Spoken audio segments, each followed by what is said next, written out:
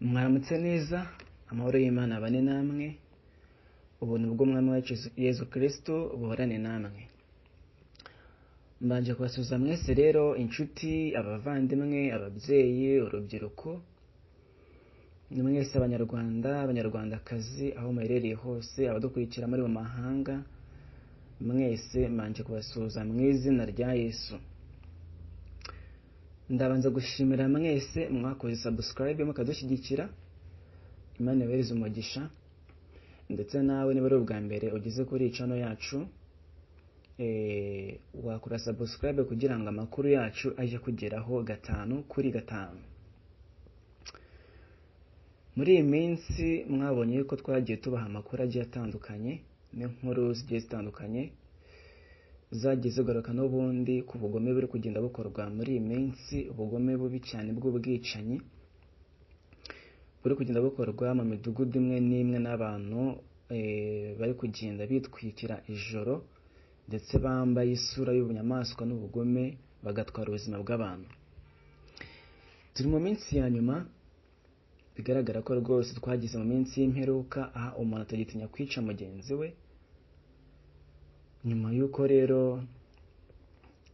abanyarwanda rwose iki kintu mwumve ko atari ikintu cyiza, ariyo mpamvu dukwiye kugaza umutekano, ariko nanone tugasenga cyane kurushaho.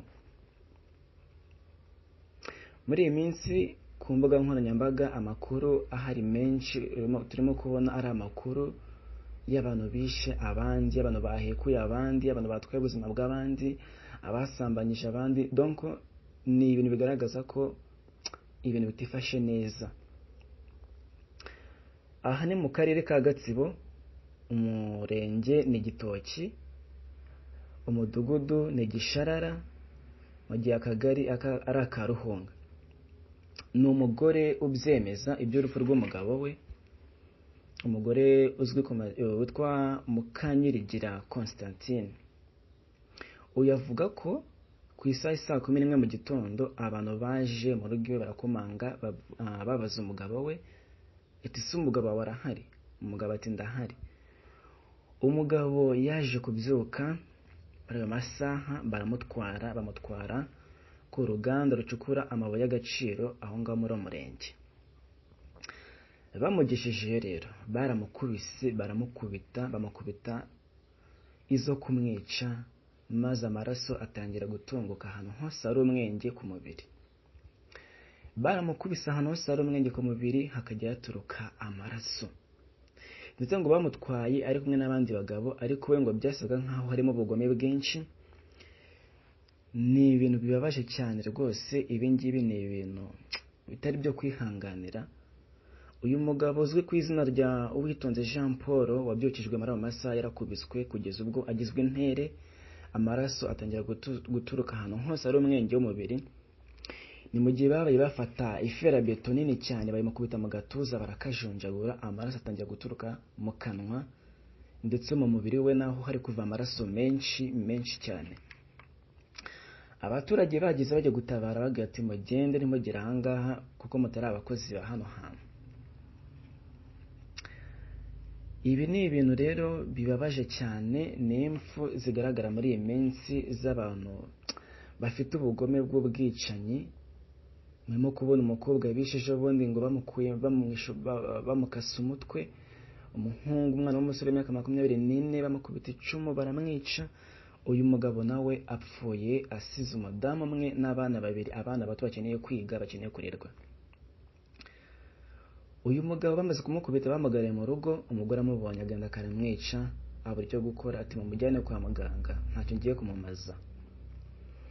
Bamugejeje kwa muganga, bamukura ku ngobyi bari bamuzanyemo, basanga umuntu yitabye Imana, yagiye kare. Ese mw'abantu mwe, ubugome buhari muri iyi minsi biri guterwa n'iki? Nihe mpamvu abantu barimo kwicana? Ikibazo cy'ubukene, ubugambanyi, akazi, ndetse n'ibyaha biri kugenda byongera mu bantu, ubusinzi, biri mu bintu birimo guteza akaga imitungo n'ibindi, ishyari, urwango. Turi mu bihe bya nyuma rwose, ibintu bibi cyane, aho umuntu rwose uzi neza ko gupfa ari bibi nawe zikazapfa, aho afata umwanzuro akica mugenzi we. Abanyarwandakazi, ni inkuru y'akababaro. Icyo twakora ni ugusenga cyane ndetse no gutangira amakuru ku gihe ku nzego z'ubuyobozi kugira ngo abantu nk'aba ngaba bajye bashakishwa hakiri kare, ibi bintu rwose bitari byaba. Abantu rero barasabwa wenda kuba bakwirinda cyane, bakicungira umutekano, bagatanga amakuru ku gihe, hakabaho gutaha kare kandi bakitondera kujya ahantu hose babonye, kuko ni ibintu bigaragara ko muri iyi minsi hari ubwicanyi buri gukorwa n'abantu rwose mu buryo budasobanutse.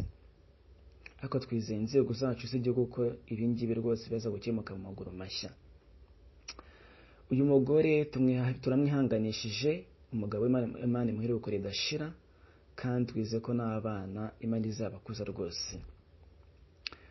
Ni ugusenga cyane, turi mu bihe bya nyuma, ni iminsi y'imperuka, ariko Imana irahari. Abazi gusenga nimusenge cyane, musenge rwose mutisengesheje, bujye mu cyumba musenge. Mbifashe kugira umunsi mwiza. Uyu munsi mbafitiye umutumirwa muraza kubona mu mwanya uri imbere, babwira ngo mukore subscribe kugira ngo amakuru yacu ajye bageraho 5/5. Mukomeze kugira ibihe byiza, turabakunda cyane cyane. Mwaramutse neza, amahoro y'Imana abane namwe, ubuntu bw'Umwami wacu Yesu Kristo buhorane namwe. Mbanje kubasuhuza mwese rero, inshuti, abavandimwe, ababyeyi, urubyiruko,